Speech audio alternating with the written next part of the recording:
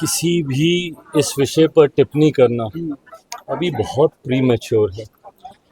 ये इच्छा ज़रूर मैंने जाहिर की है क्योंकि मेरा राजनीति में आने का उद्देश्य ही बिहार और बिहारी रहे हैं और जिस बिहार फर्स्ट बिहारी फर्स्ट की सोच के साथ मैं आगे बढ़ रहा हूँ, बिहार को एक विकसित राज्य बनाने की सोच के साथ मैं आगे बढ़ रहा हूँ। ऐसे में मैं ये मानता हूँ कि दिल्ली में रहकर ये संभव नहीं है, उसके लिए बिहार आना होगा।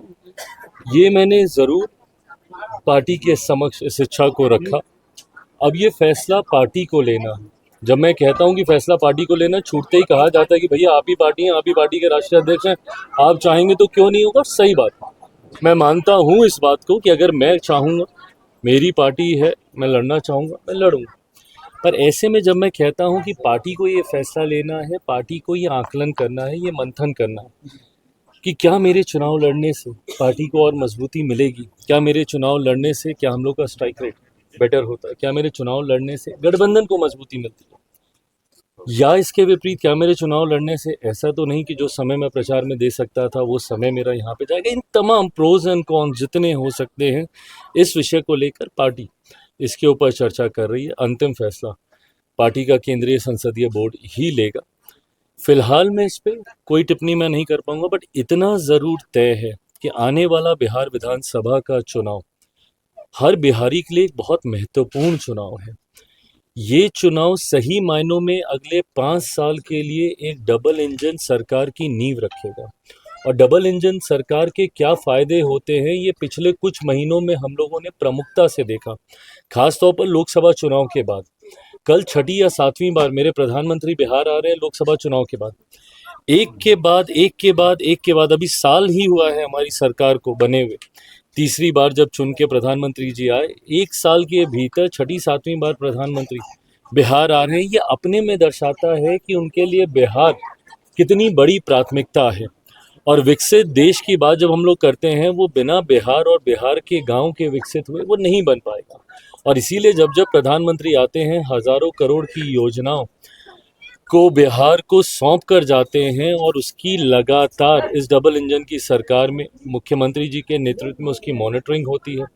जिस तरीके से बिहार में एयरपोर्ट आया है, लंबे समय से बिहारियों की मांग थी, दशकों से हम लोग कर रहे थे। ये अगर संभव हुआ तो प्रधानमंत्री जी के नेतृत्व में ही संभव हुआ। बिहार में एम्स की बात हो, विधि व्यवस्था यहाँ पे बैठाने की बात हो, इंफ्रास्ट्रक्चर यहाँ पे डेवलप करने की बात हो, मेरे खुद के मंत्रालय से निफ्टम जैसा इतना बड़ा एक इंस्टीट्यूट हम लोग यहाँ पर लेकर आए। तमाम चीज़ें दर्शाती हैं कि जो जो वादे प्रधानमंत्री जी ने लोकसभा में किए थे उन वादों को हम लोग पूरा कर रहे हैं।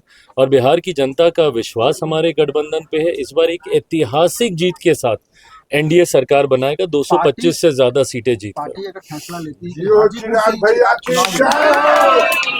पार्टी अगर फैसला करती है कि चिराग जी हाजीपुर से ही किसी जगह से विधानसभा चुनाव लड़ेंगे, तो क्या इच्छा है?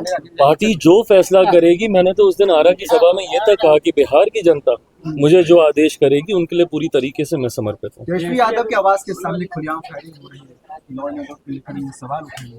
नहीं, ये बहुत बड़ी चिंता का विषय है। अगर ऐसे इतने ज़्यादा सेंसिटिव एरिया में भी अगर इस तरीके से फायरिंग अगर हो रही है, मैं स्थानीय प्रशासन से और ज़रूर ये आग्रह करूँगा कि इसको पूरी गंभीरता से लेने की ज़रूरत है। चुनावी वर्ष होने की वजह से कई ऐसे असामाजिक तत्व हैं जो एक भय का माहौल बनाने का प्रयास करते हैं। और हाल फिलहाल के दिनों में जिस तरीके से ये घटनाएं बढ़ी हैं, ये दर्शाता है कि बिहार में भय का माहौल बनाने का प्रयास असामाजिक तत्वों के द्वारा किया जा रहा है। ऐसे में जिम्मेदारी हमारी सरकार की ही है और विशेषता हमारे प्रशासन की है कि ऐसे असामाजिक तत्वों को, अपराधियों की तुरंत धरपकड़ हो और कड़ी से कड़ी सज़ा दी जाए। जब तक कानून का भय उनके मन में नहीं होगा, मैं बिहार सरकार का मैं हिस्सा नहीं हूँ, सरकार का समर्थन मैं ज़रूर करता हूँ। ऐसे में मैंने भी मुख्यमंत्री जी से आग्रह ये किया है और आने वाले दिनों में प्रशासन को और मुस्तैदी से इस बात को सुनिश्चित करना होगा कि बिहार में कम से कम कानून व्यवस्था के साथ कोई अपराधी खिलवाड़ न कर सके। आवाज के बाहर फायरिंग साजिश लग रहा है आपको? ये जांच का विषय है, बहुत जल्दी होगा इस पर कोई टिप्पणी करना, बट एक बार जांच रिपोर्ट सामने आती है, दोषी जो होगा उस पर कार्रवाई जरूर होगी। एक महिला जो है कि पेट्रोल पंप में सरेआम एक पिस्टल गिरा देते हैं और उसको कांग्रेस सम्मानित करता है, इसको कैसे देखते हैं? अब पता नहीं किस सोच के साथ ये किया गया, मतलब एक ये तो बहुत ऑब्वियस है ना कि जो इस तरीके के अपराध को की सोच को बढ़ावा देने का कार्य कर रहे हैं, ऐसे में उनको हमारे विपक्ष के साथी कांग्रेस के नेता सम्मानित करने का कार्य करते हैं। किस सोच के साथ ये किया जा रहा है? रानी लक्ष्मीबाई की तस्वीर क्या इस तरीके से हथियार लहराने को एक आम परंपरा बनाने की सोच विपक्ष के साथी अगर रखते हैं तो ये गलत सोच है। जमाई आयोग को लेकर के कई बहुत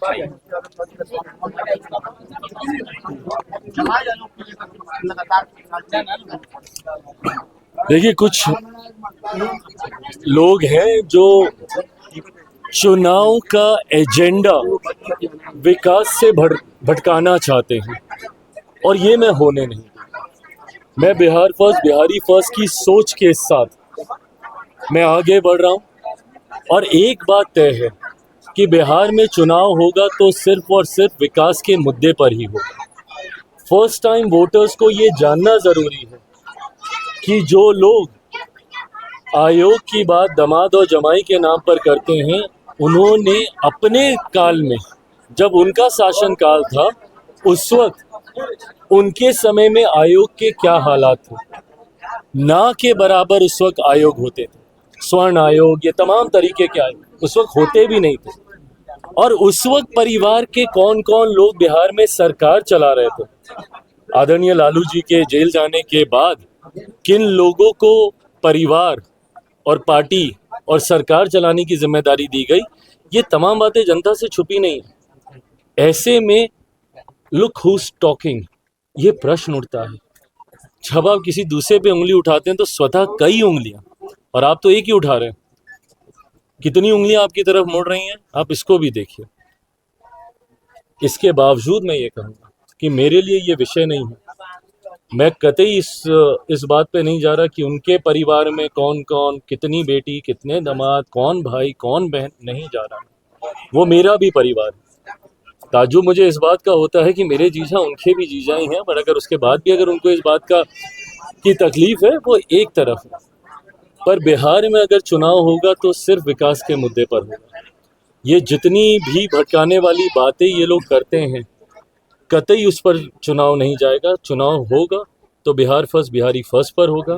प्रधानमंत्री जी जितनी बार बिहार आए हैं, बिहार को वो क्या क्या दे कर गए हैं, और आपके 15 सालों में बिहार के क्या हालात थे, इन तमाम कंपैरिजन के आधार पर ही चुनाव लड़ा जाएगा। जो फॉल्स नैरेटिव सेट करने का प्रयास विपक्ष के लोगों के द्वारा किया जा रहा है, मैं बिहार फर्स्ट, बिहारी फर्स्ट के मुद्दे पर रहूंगा। आपको कितना भटकाना है, एनडीए गठबंधन नहीं भटकना। एक अंतिम सवाल, क्या लालू यादव ने अम्बेडकर जी का अपमान किया? जो तस्वीर वायरल हुआ, आपको लग रहा है वो तस्वीर देखकर कि वो अपमानित हुए? देखिए, थोड़ी संवेदना रखी जानी चाहिए थी। अनुभवी हैं, बुजुर्ग हैं, देखिए मैं उनकी सेहत का भी मैं सम्मान करता हूँ, पर ऐसे में आपको इतनी चिंता अनुभव के नाते ज़रूर होनी चाहिए कि बाबा साहेब, और बाबा साहेब को मैं कतई ये नहीं बोलूँगा कि सिर्फ दलितों के, अनुसूचित जाति जनजाति से आने वाले लोगों के ही वो नेता थे। हमारे संविधान के रचयिता हैं, संविधान के निर्माता हैं। देश की 140 करोड़ जनता, उसी संविधान के आधार पर देश चलता है। देश की 140 करोड़ जनता उनको मानती है, उनका सम्मान करती है। ऐसे में जो दृश्य सामने आया, उसने भावनाओं को ज़रूर ठेस पहुंचाई है, और आदरणीय लालू जी से ये उम्मीद नहीं की जाती। अनुभवी हैं, जानकार हैं, महापुरुषों का सम्मान करना वो जानते हैं। किस सोच के साथ उन्होंने इस दृश्य को हम लोग के सामने लाया मुझे नहीं पता, बट हाँ, इससे भावनाओं को ठेस ज़रूर पहुंची, और कहीं ना कहीं वो सोच, दलित विरोधी सोच जो राजद के साथ जोड़कर कही जाती है, उस सोच को, उस भावना को भी बल मिलता है। Thank you.